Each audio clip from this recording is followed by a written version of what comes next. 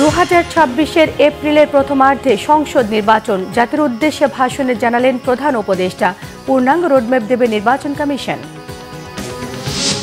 লন্ডনে ঈদের নামাজ আদায় করলেন তারেক রহমান। ফ্যাসিস্ট মুক্ত পরিবেশে এবার স্বস্তিতে ঈদ করতে পারবেন দেশের মানুষ, ফেসবুক পোস্টে আশা। পুরোপুরি প্রস্তুত জাতীয় ঈদগাহ ময়দান, নিরাপত্তায় কোনো ঘাটতি নেই জানিয়েছেন স্বরাষ্ট্র উপদেষ্টা। মুসল্লিদের কষ্ট লাগবে, নেতাকর্মীদের পাশে থাকার ঘোষণা ইঞ্জিনিয়ার ইশরাক হোসেনের। শেষ দিনে জমজমাট রাজধানী কোরবানির পশুর হাট, দামে খুশি ক্রেতা বিক্রেতা দুপক্ষই।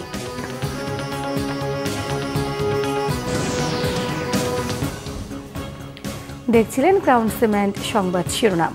2026 সালের এপ্রিলের প্রথমার্ধে জাতীয় সংসদ নির্বাচন, জানিয়েছেন অন্তর্বর্তীকালীন সরকারের প্রধান উপদেষ্টা অধ্যাপক মোহাম্মদ ইউনূস। এই ঘোষণার ভিত্তিতে নির্বাচন কমিশন উপযুক্ত সময়ে নির্বাচনের বিস্তারিত রোডম্যাপ প্রদান করবে বলেও তিনি জানান। পবিত্র ঈদুল আজহা উপলক্ষে কিছুক্ষণ আগে জাতির উদ্দেশ্যে দেওয়া ভাষণে এসব কথা জানিয়েছেন প্রধান উপদেষ্টা ডক্টর মোহাম্মদ ইউনূস। সংস্কার ও নির্বাচন সংক্রান্ত চলমান সংস্কার কার্যক্রম পর্যালোচনা করে আমি আজ দেশবাসীর কাছে ঘোষণা করছি যে আগামী জাতীয় নির্বাচন 2026 সালের এপ্রিলের প্রথমার্ধের যে কোনো একটি দিনে অনুষ্ঠিত হবে। এই ঘোষণার ভিত্তিতে নির্বাচন কমিশন উপযুক্ত সময়ে আপনাদের কাছে নির্বাচনের বিস্তারিত রোডম্যাপ প্রদান করবে। আমরা এমন নির্বাচন চাই যা দেখে অভ্যুত্থানের শহীদদের আত্মা তৃপ্তি পাবে, তাদের আত্মা শান্তি পাবে। আমরা চাই আগামী নির্বাচনে সবচেয়ে বেশি ভোটার, সবচেয়ে বেশি প্রার্থী ও দল অংশ নেক। এটা সবচেয়ে অবাধ, সুষ্ঠু ও নিরপেক্ষ নির্বাচন হিসেবে জাতির কাছে স্মরণীয় হয়ে থাকুক। ঈদ জামাতে অংশ নিয়েছেন বিএনপির ভারপ্রাপ্ত চেয়ারম্যান তারেক রহমান। লন্ডন সময় শুক্রবার সকাল 9:30টায় কিংস্টন আপন থেমস ফুটবল মাঠে পবিত্র ঈদুল আজহার জামায়াতে অংশ নেন তিনি। বিএনপি নেতাকর্মীরা এই সময় তারেক রহমানের সঙ্গে ছিলেন। তার স্ত্রী ডাক্তার জুবাইদা রহমানও ঈদ জামায়াতে অংশ নেন। নামাজ শেষে বিএনপি নেতাকর্মী এবং স্থানীয় মুসলিমদের সঙ্গে ঈদের শুভেচ্ছা বিনিময় করেন বিএনপির ভারপ্রাপ্ত চেয়ারম্যান।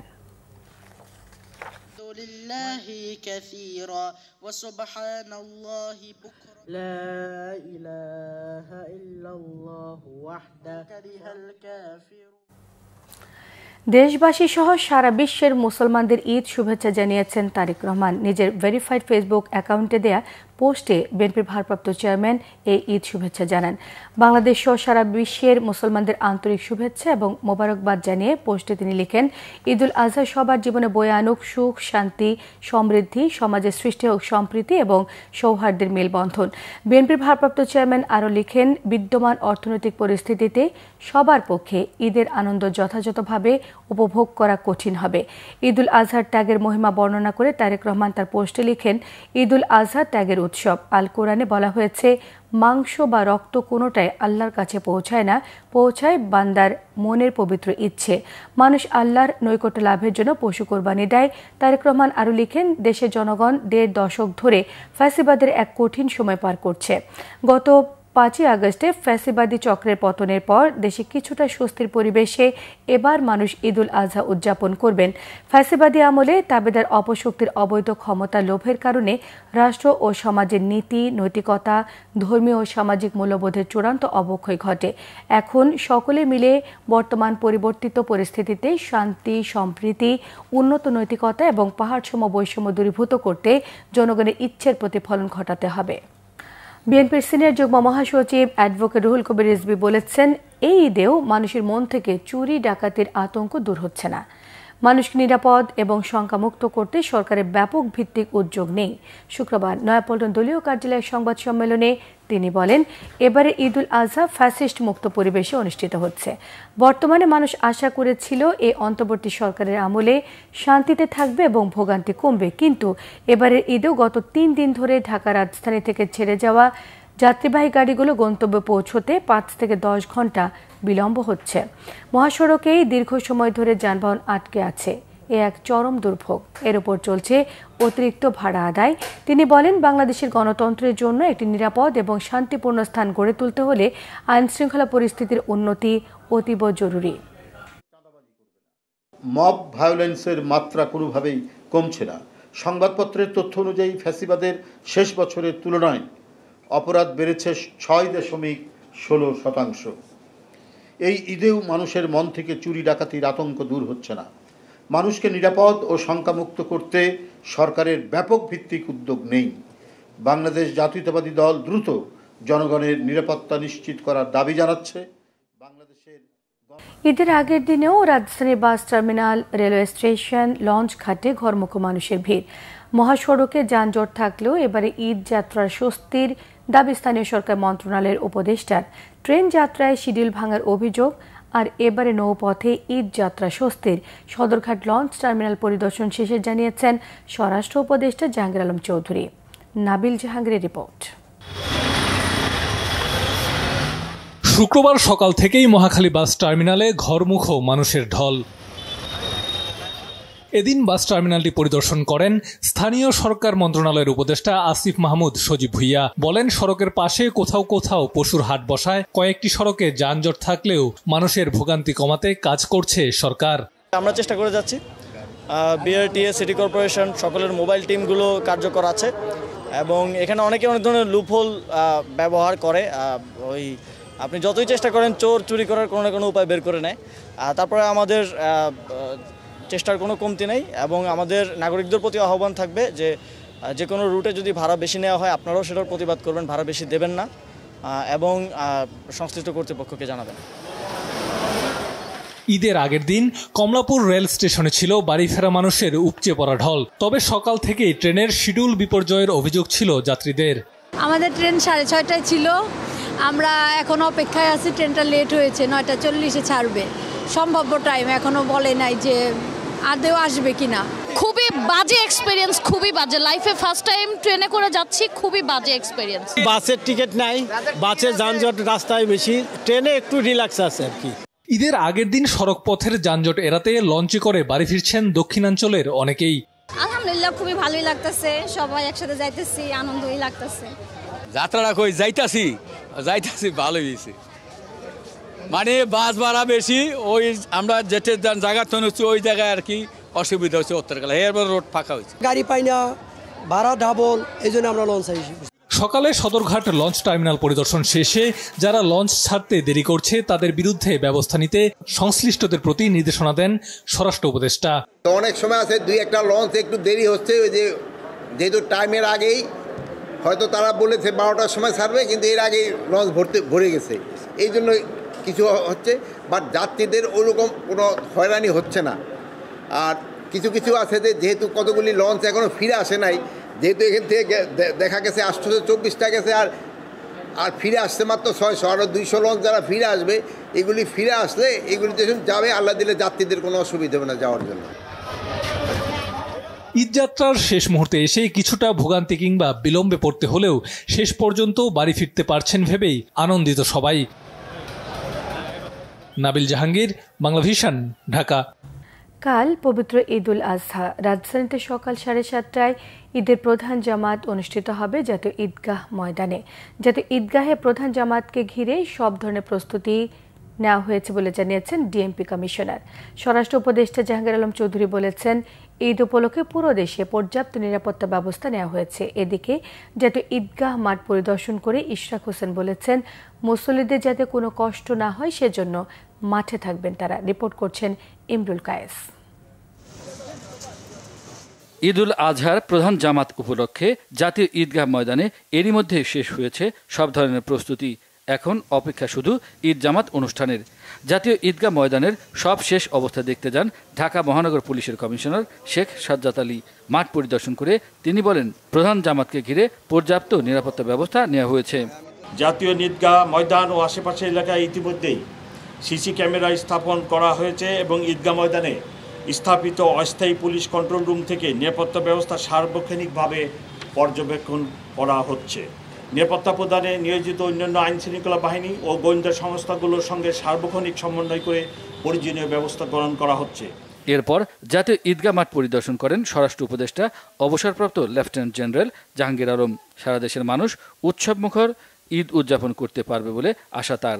প্রস্তুতি সব আল্লাহ দিলে খুব ভালো আছে, কোনো ধরনের কোনো অসুবিধা নাই এবং পুরা দেশের নিরাপত্তার জন্য আমাদের পর্যাপ্ত সংখ্যক আইন শৃঙ্খলা বাহিনী রয়ে গেছে, যারা ছুটিতে যায় নাই। 500 পেট্রোল রাখা হচ্ছে অলি গলি সব জায়গায় ওই কভার করা হচ্ছে।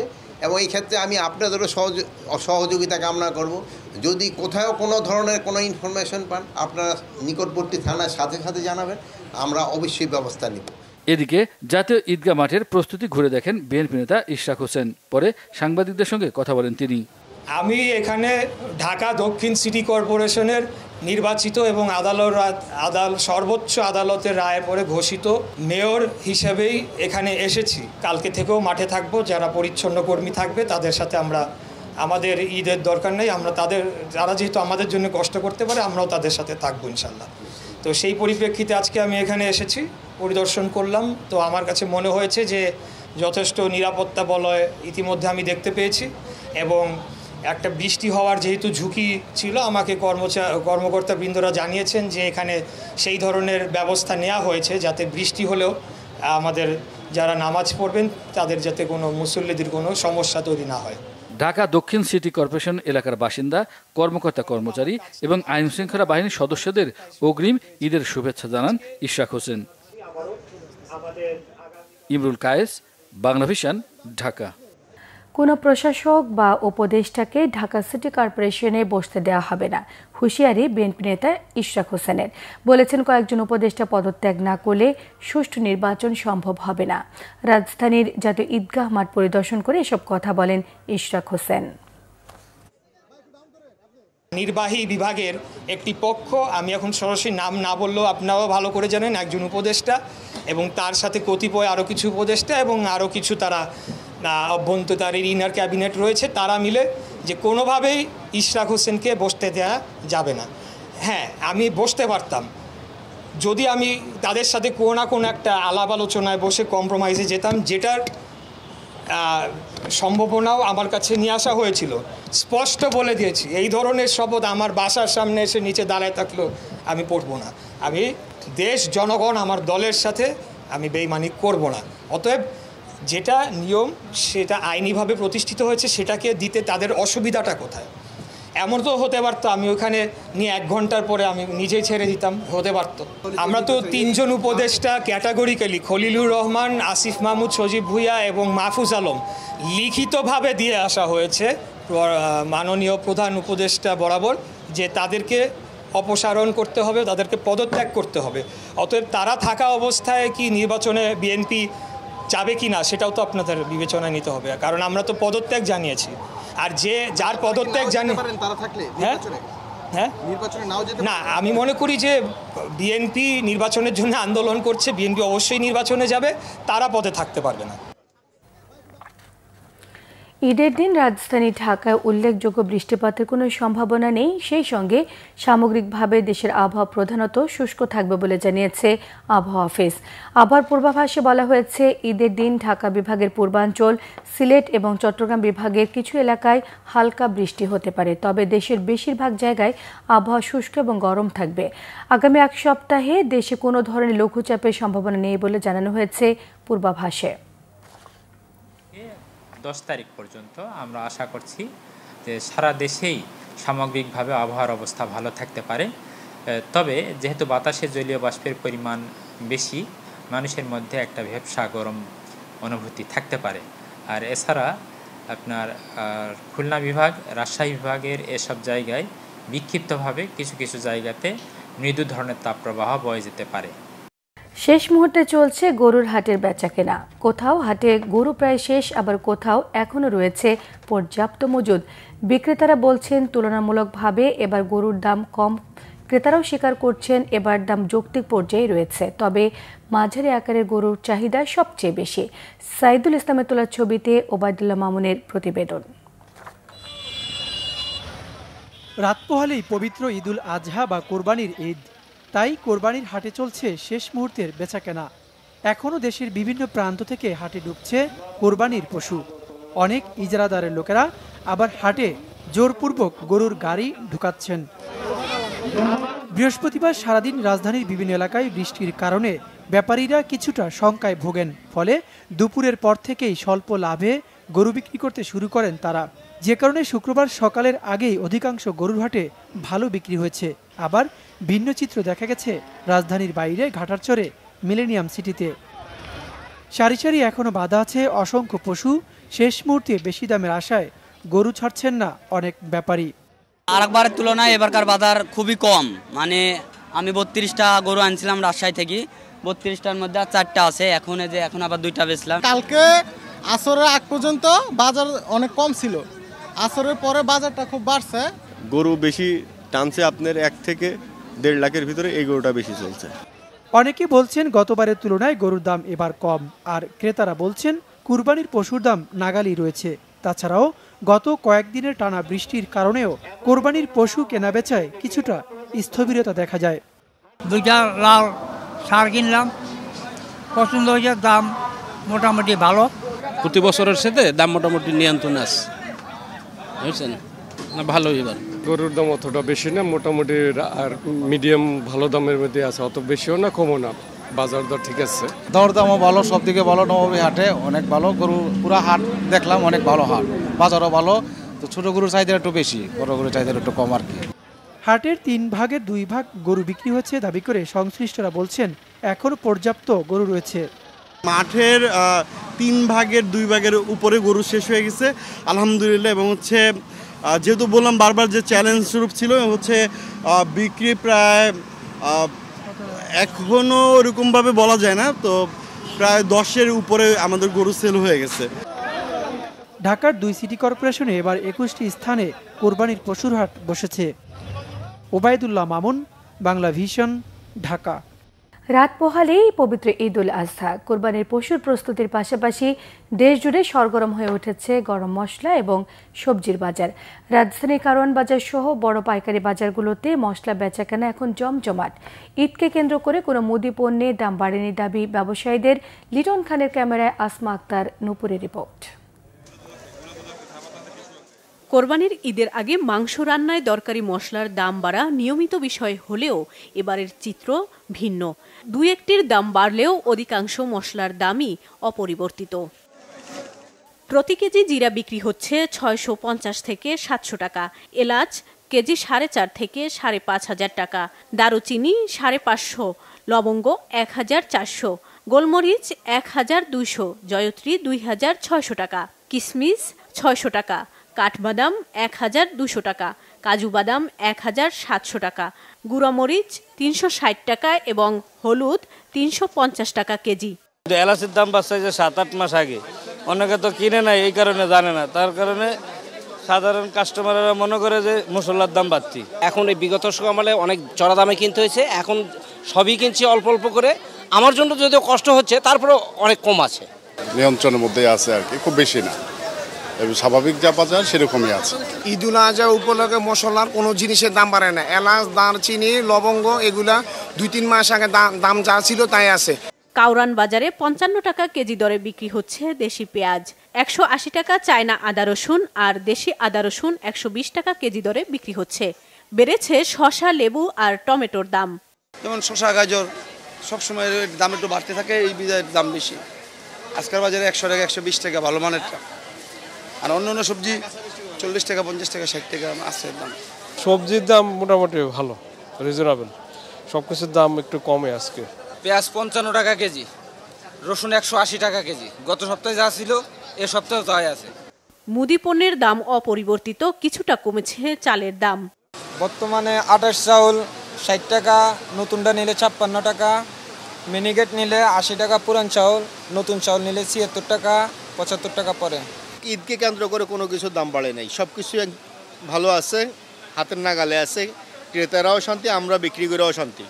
মাছের বাজার তেমন পরিবর্তন নেই, গত সপ্তাহের মতো 120 টাকা ডজনেই বিক্রি হচ্ছে ডিম। আসমা আক্তার, নূপুর, বাংলা ভিশন, ঢাকা।